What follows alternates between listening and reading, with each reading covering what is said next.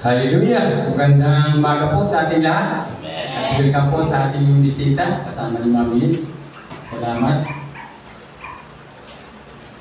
Tayo po muna yung manalangin.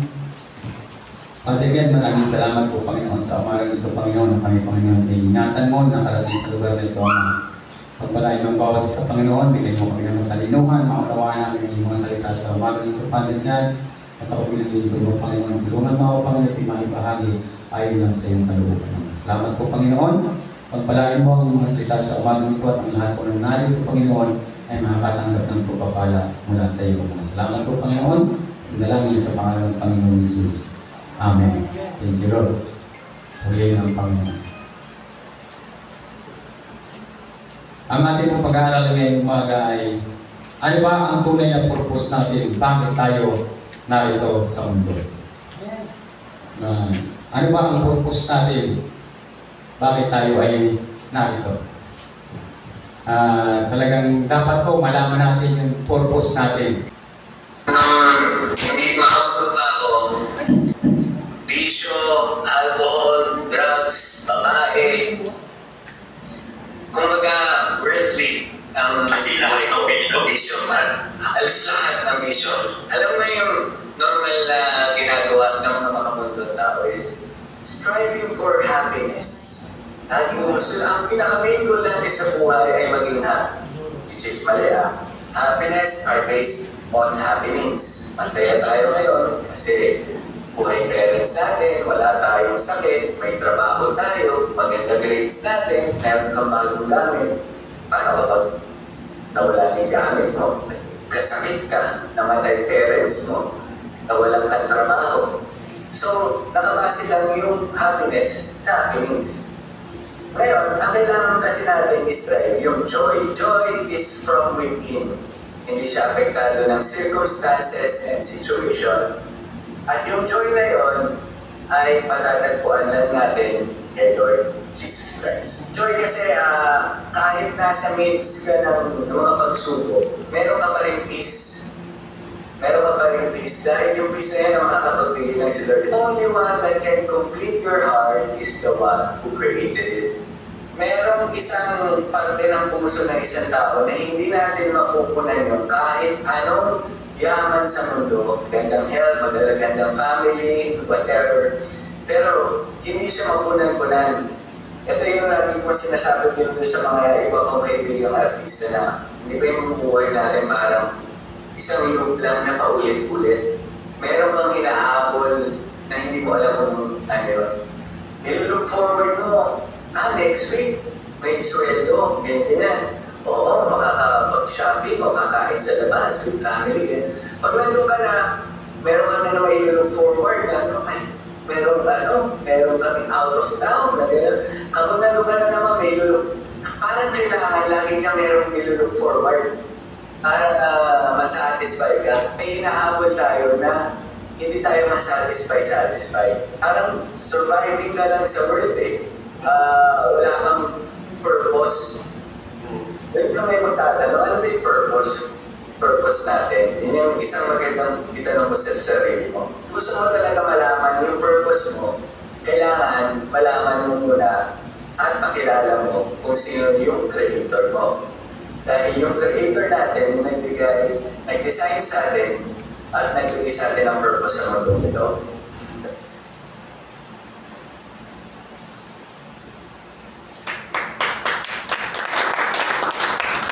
Amen. Salamat sa Panginoon. Dapat alam po natin yung purpose natin. Pag nakakita ka ng electric fan, alam mo yung purpose niya, di ba? Pag naiinitan ka, talagang gusto mong malakas na ng blood pressure mo at magiling ng pressure, magbibigay siya ng hangin. Kasi alam mo yung purpose niya. Ano ba yung purpose niya? Pag itong ilaw, di ba? Pag pinatay mo, may gusto kang hanapin. Pag pinatay mo, alam mo merong ilaw. Kasi alam natin yung purpose niya, ano bang gagamitin ng ilaw? Ang purpose niya para magpaliwanag, para mahanap natin yung para sa atin, at yan alam natin magbibigay ng labig sa atin pag binuksan mo. Diba? Anong purpose tayo? Di lang sa ating mga buhay, yung ating mata, ang purpose para makakita. Yung ating mga paa, ang purpose niya ay para lumakad. Yung ating kamay para magtrabaho. Yung ating bibig ginagamit para magsalita.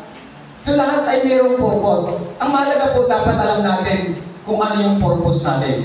Kasi sabi nga, nabubuhay tayo sa mundo ito, pag hindi natin alam yung purpose natin, para tayo nabubuhay na wala pong direksyon. Para bang, yumaman ka, pero hindi mo alam talaga yung purpose mo.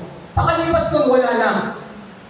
Wala kang nagawa kasi hindi mo nalaman yung tunay na purpose mo. Yung nabasa ko nga si Celine Joy sa Facebook, talagang ba, kung umaawit yun, hindi umawit, kilala siguro ng mga kaedadin ko yun, si Celine Joy na talagang ang ganda ng awit niya. Pero ngayon, di ba, bumagsak ang katawan niya, na parang, hindi ko alam, paralyzed pa o anong, di ba? So parang sa dami niyang awit na nagawa, pero wala siyang nagawang awit para sa Panginoon. So ano bang purpose natin? Sabi nga dyan, dapat makilala mo yung Creator mo. Kasi yung Creator mo, yun yung talaga magbibigay ng purpose sa'yo. Pag tinanong mo, yung gumawa ng electric pan na yan, pag tinanong mo, anong purpose ng electric pan mo? Alam niya kung saan yan purpose. Kaya yung makina, may isang tao na nag-aasikaso ng makina, pero hindi niya magawa-gawa. Hindi niya maayos-ayos. May dumating na isang mekaniko, at mayroon siyang ginawakan sa makina, umayos umandar. Kasi alam ng mekaniko yung purpose nun, kasi siya ang gumawa nun. Tayo, alam ng Diyos kung ano yung purpose sa atin. Dapat malaman natin kung ano talaga yung purpose natin. Ano ba yung purpose natin? Para naman yung buhay natin sa mundo ito. Sabi ko nga, minsan lang tayo dumaan sa mundo, hindi na muli mauulit. Kung umidad tayo ng 80 years old, biyaya ng Panginoon. Minsan lang, sana magamit natin yung tunay na purpose natin. Ano ba yung dapat na purpose ng Panginoon sa atin? Ano ba yung tunay na purpose na dapat natin magawa para sa Panginoon? Napakahalaga po sa buhay natin na malaman natin yung tunay na purpose natin. Kasi maaari tayong makagawa ng lahat ng bagay sa mundo ito, pero hindi po yung ang tunay na purpose, masasayang lang yung ating ginagawa. Marami po mga mayayaman na parang sabi nga nung sa testimonies na sabi niya na parang lagi kang may hinahanap. Pagkatapos gusto kong magkaroon ng 1,000 ngayong linggo. Nung magkaroon ka na, naghahanap ka uli. Gusto ko na naman 10K. Parang wala kang kakuntikuhan kasi walang purpose. Pag wala pong purpose ang buhay natin, hindi mo alam kung saan ka talaga tutungo. Di ba? Pag ang gusto mong pumunta ng Manila, alam mo yung purpose mo sa Manila, pupunta ka talaga ng Manila. So kahit na anong mga kagipitan, nag-iipon ka kasi yung purpose ng pag-iipon mo para makapunta ka ng Manila. Yung purpose po napakahalaga. Pag tayo po alam natin yung purpose natin, hindi tayo mapapagod maglingkod sa Panginoon. Pero pag hindi po natin alam, mapapagod po tayo. Magsasawa tayo, at manghihina tayo, at darating ang panahon, wala ka na sa Panginoon. Kasi hindi mo alam yung purpose ng Diyos sa iyo.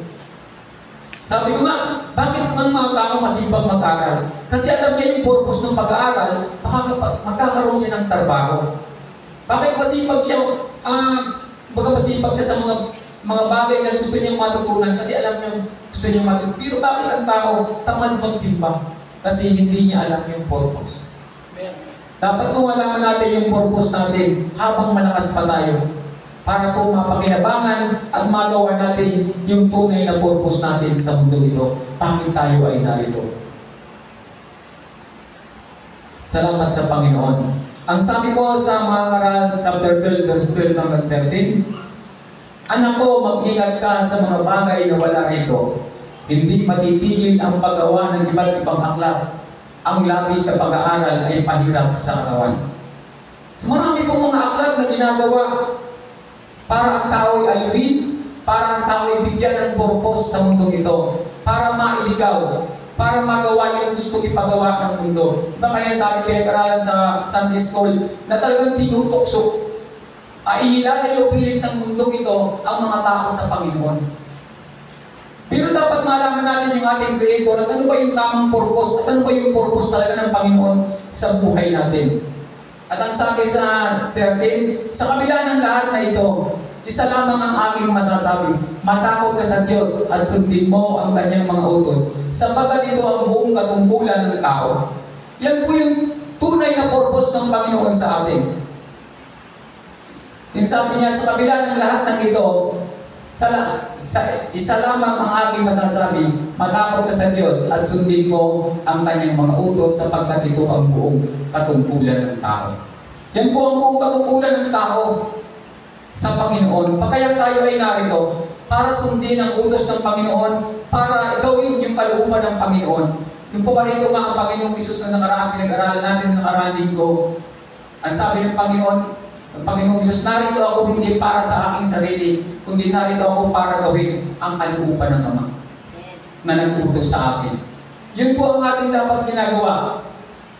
Dapat po sinusunod natin ang ating buong katungkulan para sa sundin ang Panginoon ang kanyang mga kautusan para sa atin. Habang tayo po'y malakas pa.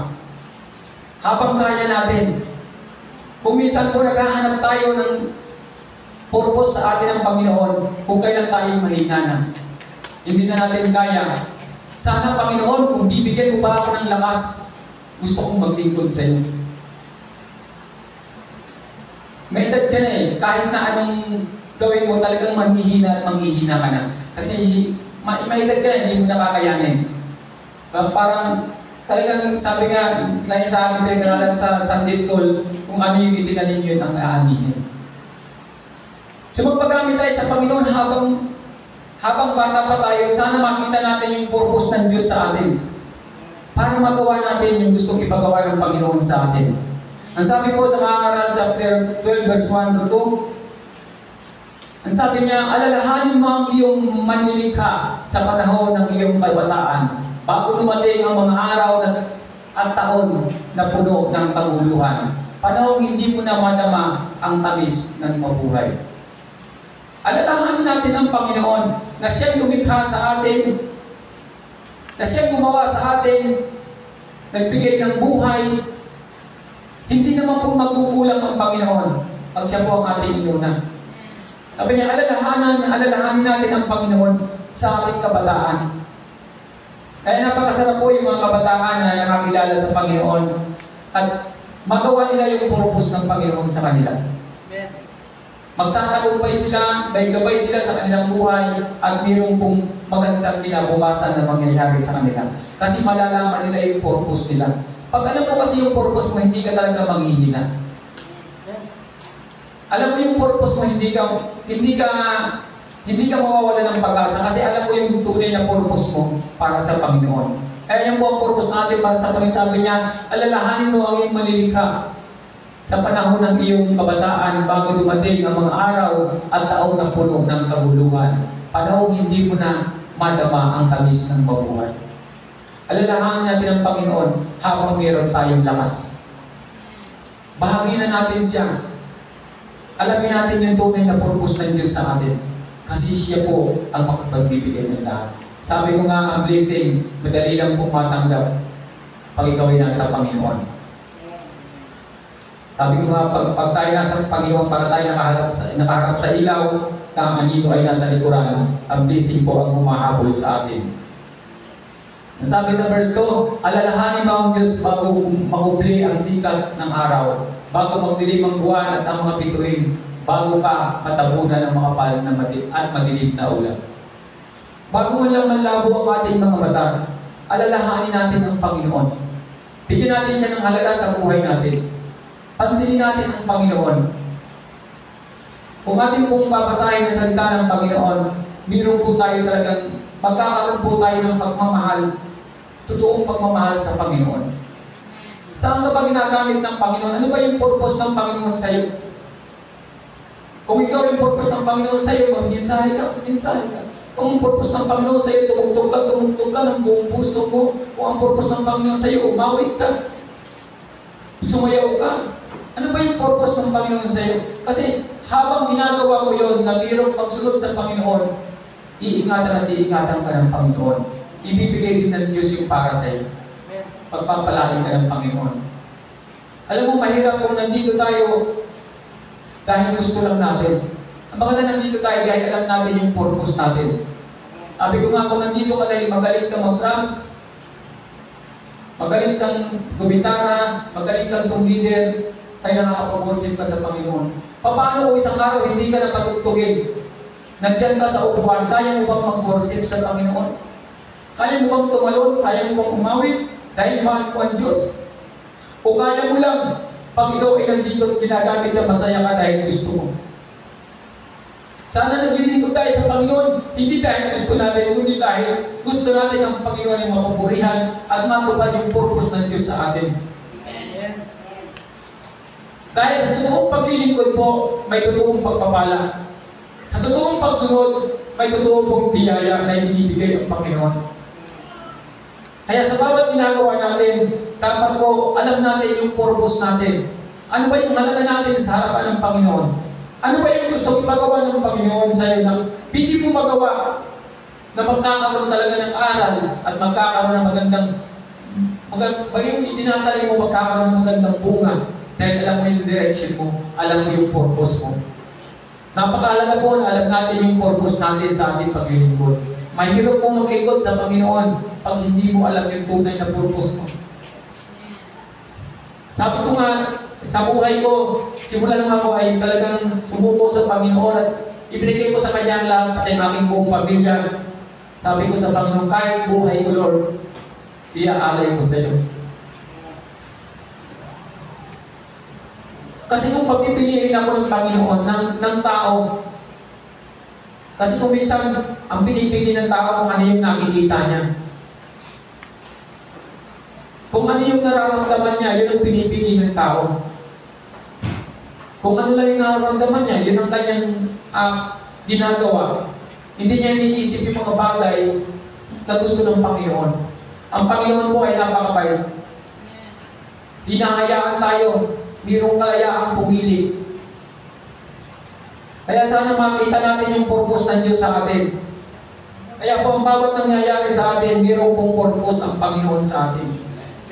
Hindi basta lang nakarating ka dito, ay walang purpose ang Diyos. Mayroong pong purpose ang Panginoon. Sabi ng Panginoon, pag tayo po'y lumapit sa Kanya, hindi lang tayo ang maligtas, kundi ang ating buong sampayan. Kaya nga yung mga bata, yung mga bata na yun, kahit malilit, kahit malikot, napakahalaga po na dinadala natin sila sa church.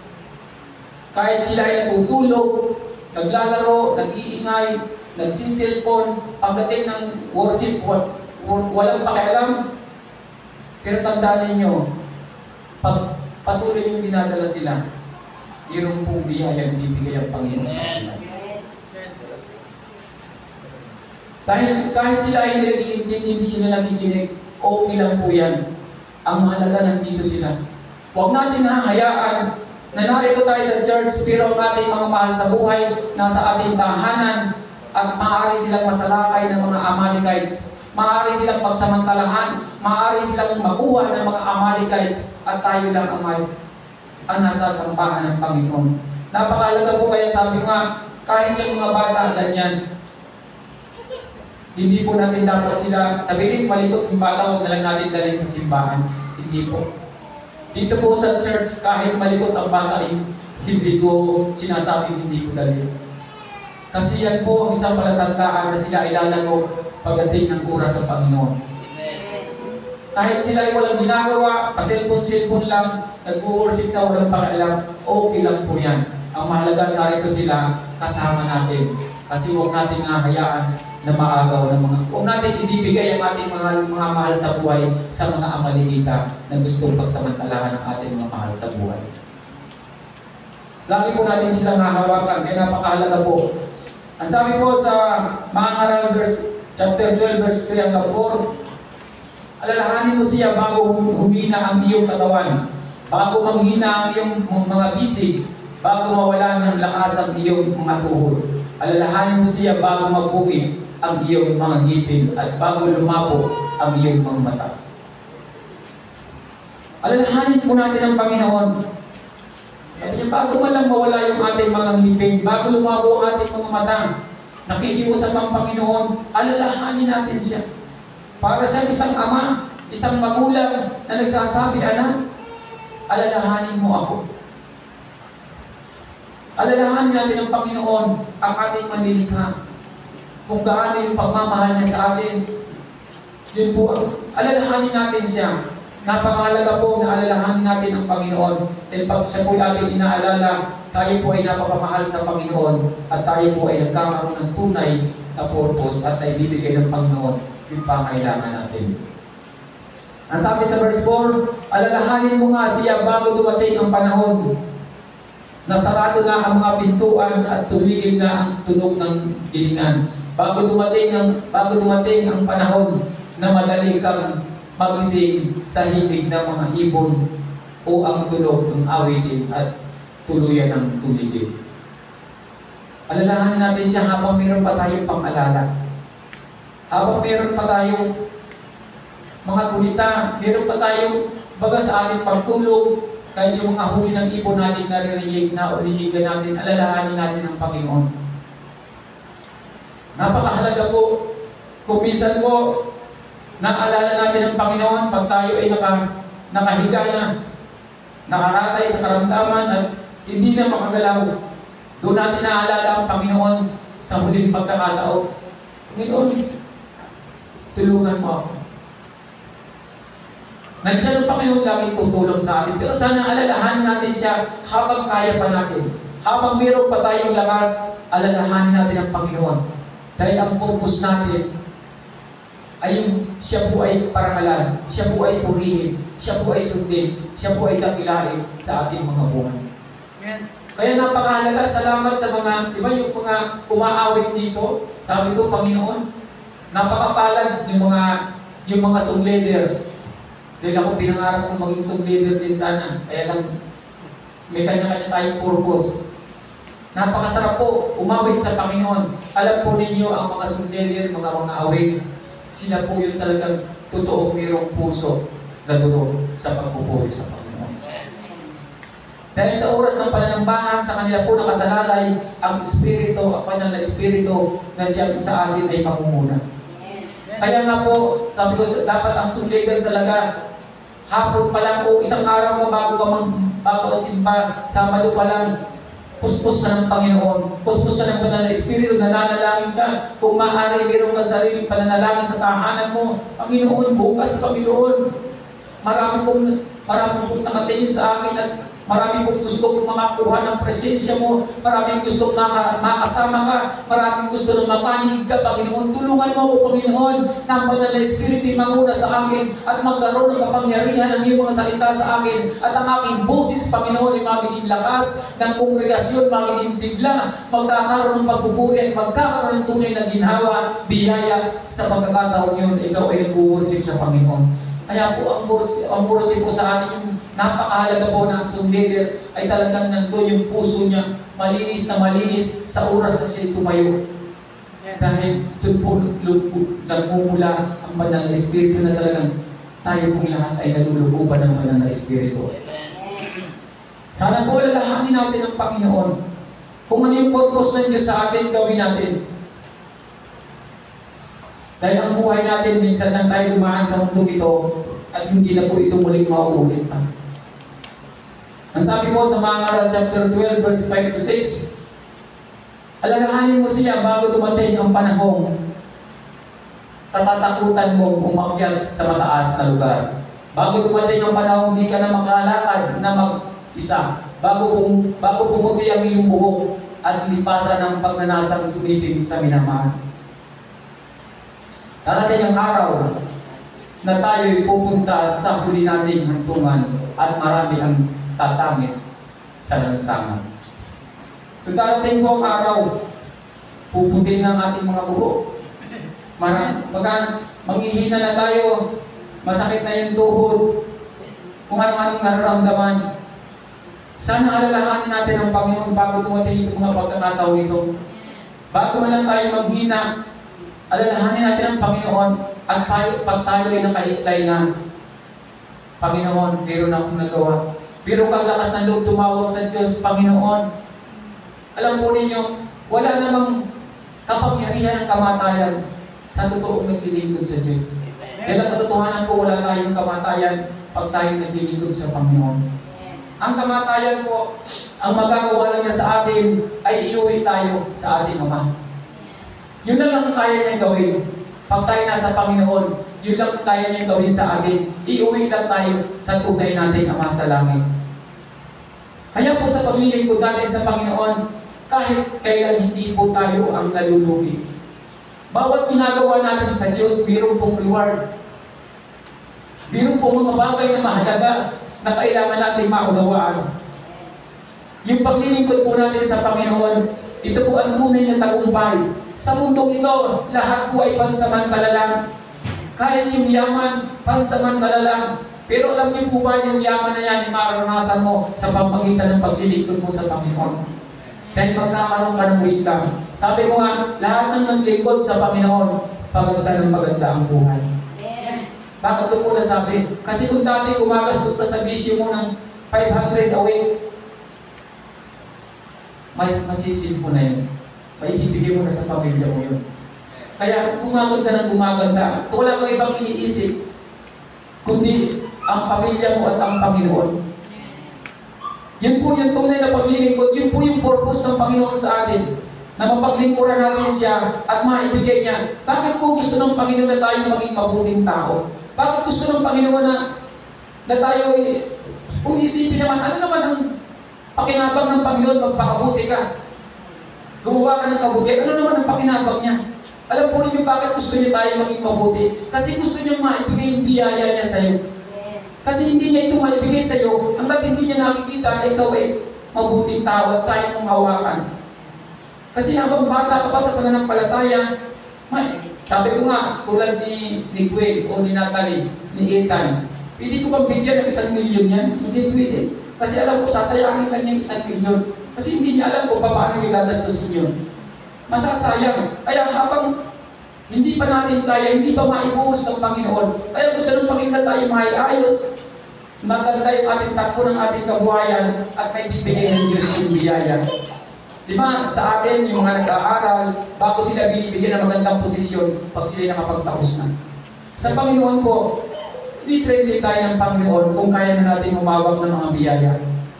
Kaya masabi ko, kaya siguro medyo natatagal-tagalan pa yung biyaya ng Panginoon ibibigay sa atin, baka tuloy pa yung ating preparasyon. Kaya sabi ko, Panginoon, ang lahat po ng bagay, ikaw po ang dapat masunod. Ang sabi po sa verse 6, darating yung araw na malalagot ang tanikalang pilak na nagdadala sa ilawang ginto. Babagsak ito at madudurog. Darating din ang araw na malalagot ang tali ng timba at ito'y babagsak at masisira. Lahat po ng bagay mawawala. Lahat po ay darating ang panahon. Pagka mawawalang lahat. Pero sana po, maalala natin ang Panginoon. Mabigyan natin ang halaga. Alalahanin natin ang Panginoon. Lalo na kung dumating yung panahon na kung saan yung ayaw ko doon kadadalhin. Diba? Yung para yung nanay ko, siya ay na-paralyze. Kahit ayaw niya doon, dadalhin siya doon. Wala siyang magagawa. Kung anong gustong gawin ng mga anak niya sa kanya, yun ang mangyayari sa kanya. Kung dumating yung mga araw na yun, na ganun yung mangyayari sa atin, titingala tayo sa langit, mayroong kasiyahan na naghihintay sa Panginoon. Panginoon, ito na yung pagkakataon ko. Alam ko, mayroon akong mga ginawa, nagawa ko yung purpose mo sa akin, kaya ako'y masaya. Dahil walang tao mananatili sa mundo, lahat tayo nililipas. Lahat tayo mawawala. Sabi ko nga, pag may pinupuntahan ako ng mga lamay, sabi ko, walang pagsalang darating ng panahon, tayong lahat ay hihiga dyan sa ganyang klaseng higaan. Lahat tayo mula sa alabok at bawal sa alabok. Sayang ang buhay natin na hindi natin nagamit para ipaglingkod sa Panginoon. Dahil ang tunay kong buhay ay yung buhay na bigay ng Panginoon. Yan po ang tunay na buhay na inaasam natin. Yun yung tunay na yaman at tunay na regalo ng Diyos. Pero alam po niyo yung pagmamahal ng Diyos sa atin. Habang narito tayo sa mundong ito, ibibigay niya ang ating pangailangan. Ibibigay niya po yung lahat ng ating pangailangan. Kasi gusto ng Panginoon, magawa natin yung purpose na pinagawa niya sa atin. At ang sabi po sa last verse, sabi niya sa mga chapter 12, verse 7, alalahanin mo siya bago man bumalik sa alabok ang ating katawang lupa. At ang ating hininga ay magbalik sa Diyos na may bigay nito.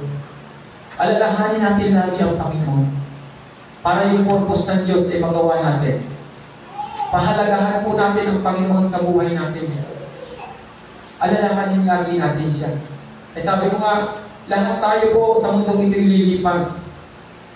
Ang sarap na yung mga apo mo ay nailapit mo sa Diyos. Kaya nga yung mga bata, lagi akong lang natuturo ang puso ko sa mga bata. Kasi alam po ninyo, pag tayo po'y naglilingkod sa Panginoon, hindi mo makamit yung biyaya ngayon na gusto mong makamit. Pero alam mo, yung pamilya mo, madadala mo sa Panginoon at sila po ang magha-harvest. Amen. Sabi ko nga, kung hindi ako naglingkod sa Panginoon, siguro yung mga anak ko, baka lahat sila yung iinom, lahat ng mga bagay ginagawa nila sa mundo ito. Sabi ko na testimony kanina, inom lahat ng bisyo. Maaaring ganun yung ginagawa nila. Kaya Panginoon, salamat sa Panginoon. Tayo po'y naglilingkod hindi lang para sa atin. Ang sarap na, kinuha ka na ng Panginoon, umikad ka na, 80 years old ka na, o 100 years old ka na, kinuha ka ng Panginoon, pero ang kwento ng apo mo, mabuti na lang si Lula nakakilala sa Panginoon. Ngayon narito kami sa Panginoon at naglilingkod. At yung mga anak ng apo mo, maglilingkod din sa Panginoon. Yung inyong pong pamilya, buong pamilya, makakasama mo pagdating sa kaharian ng Diyos. Amen. Yun po yung biyaya ng paglilingkod natin sa Panginoon. Na hindi po masasayang yung lahat natin ginagawa sa Diyos. Kasi pag ang pag-asa po ng ating paglilingkod ay dito lang sa mundo ito, sabi ng Biblia, tayo yung pinakamalungkot na tao. Kung ang pag-asa mo lang sa paglilingkod ay para yumaman ka, napakalungkot ng buhay mo. Kung ang pag-asa mo lang sa paglilingkod mo sa Panginoon ay para makapagtapos ka, para makilala ka sa mundo ito, napakalungkot po ng buhay mo. Ang pinakamasayang buhay ang maibigay sa iyo ng Panginoon, yung tunay na reward na gusto niya ibigay sa iyo. Kaya gusto niya maging mabuting tao tayo. Kasi ang sabi ng kanyang salita, darating ang panahon ng mga banal ay magpapakabanal at ang masasama ay magpapakasama. Kaya po tayo na kakilala sa Panginoon, ituto na po natin. Ibigay natin yung talagang tutong paglilingkod sa Panginoon para makabit po natin yung biyaya sa Panginoon. Sabi ko nga, masasayang lang yung mga gustong ibigay ng Panginoon sa iyo pag hindi mo itinudo yung paglilingkod mo sa Diyos. Masasayang ito. Pero pag itinudo po natin, magagamit natin talaga yung biyaya sa mundo ito. Ibibigay ng Diyos. Ibigay ka ng wisdom ng Panginoon kung paano kanya pagpapalain. Hindi po magkukulang ang Diyos. Kaya nga po, sabi ko sa huling verse na binasa natin, alalahanin mo siya bago manumbalik sa alabok ang ating katawang lupa at ang ating hininga ay magbalik sa Diyos na may bigay nito. Alam po ninyo, sa impyerno wala na pong mercy. Pag naroon ka na, baka masabi mo ron, Panginoon, sayang yung nangangaral doon sa kalapit namin nung tinatawanan ko lang. Sana pala, noon pa lang naniwala na ako. Sana pala, noon pa lang sumunod na ako sa iyo. Sana pala, noon pa lang tinanggap na kita. Sana noon pa lang.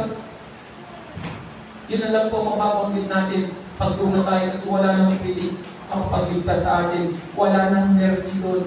Wala nang magsasalita sa iyo para ikaw ay makakilala sa Panginoon. Wala nang magsasabi sa iyo, kapatid. Kailangan ka dito. Wala na po, no? Hindi na tayo makukuha doon. Kaya habang narito tayo, makuha natin, magawa natin yung purpose natin para sa Panginoon. Kaya po napakahalaga na yung paglilingkod natin sa Panginoon ay buong puso po natin ang ginagawa. Masarap po maglingkod sa Diyos. Sabi ko nga, yung yaman na gusto mo, hindi mo makamit pagtaas puso ka naglilingkod sa Panginoon. Kaya salamat sa Panginoon. Sana po, meron tayo natutunan sa ating pinag-aralan ngayong umaga na yung purpose ng Panginoon, sana po ito ay mangyari sa atin. Sabi ng Panginoon, makamit mo man ang kayamanan sa mundong ito. Makamit mo yung lahat. Pero kung mapapahamak ang iyong kaluluwa, wala rin pong saysay. Kaya salamat sa salita ng Panginoon. Sana po ito ay nagbigay sa atin ng lakas para lalo tayo mapalapit sa Panginoon. Tayo po'y manalangin. Father God, maraming salamat Panginoon sa umagang ito, Panginoon. Sa iyong mga salita, Father God, na binigay sa umagang ito, Lord. Dalangin ko, Lord, na maunawaan ang bawat isa, Panginoon, yung tunay na purpose mo sa amin, Panginoon, kung bakit kami narito sa mundo, Panginoon. Hindi po aksidente, Panginoon, na kami narito sa mundo, Panginoon. Dahil libo-libo, Panginoon, bata ang nag-uunahan sa sinapupunan ng kanyang ina. At iisa lang ang nabubuo. Salamat, Panginoon, dahil sabi mo nga sa iyong salita, nasa sinapupunan pa lang kami ng aming ina, mayroon ka ng purpose sa amin. Salamat, Panginoon, sa mga taong narito, Father God. Alam ko, Panginoon, mayroon kayong purpose sa kanila, Panginoon, kaya sila ay narito, Panginoon. Alam ko, Father God, sila, Panginoon, ay tinawag mo, sila, Panginoon, ay kinuha mo, Panginoon, na paglingkod sa inyo, Ama. Salamat, Father God, pagpalain mo, Panginoon, bawat pamilyang narito, Panginoon. Salamat, Panginoon. Bigay mo silang mahahabang buhay, Panginoon, masaganang buhay, Panginoon God. At nandun, Panginoon, yung kasiyahan, yung saya sa paglilingkod sa iyo, Ama. Salamat, Panginoon. Pagpalain mo ang bawat isa, Panginoon. Lord, ito po aming dalangin sa pangalan ng Panginoong Jesus. Amen.